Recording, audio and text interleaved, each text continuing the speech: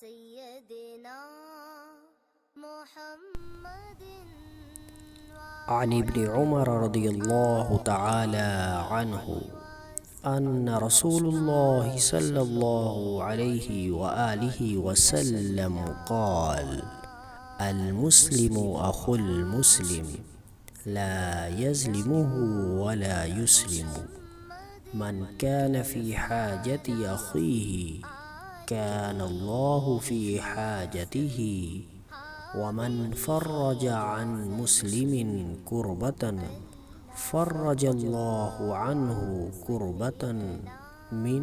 كربات يوم القيامة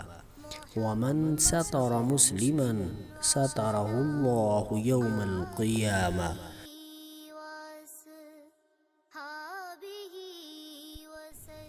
حضرت عبداللہ بن عمر رضی اللہ تعالی عنہ سے روایت ہے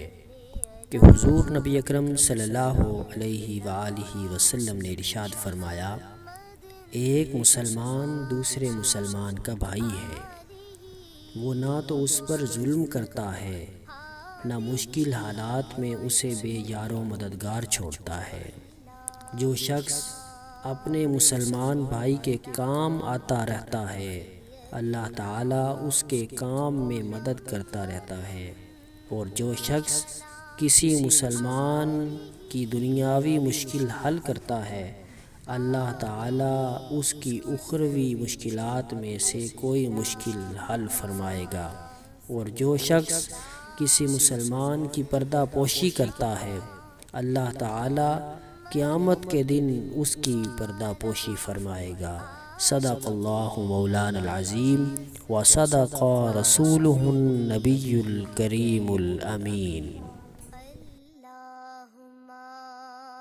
صلی علی سیدنا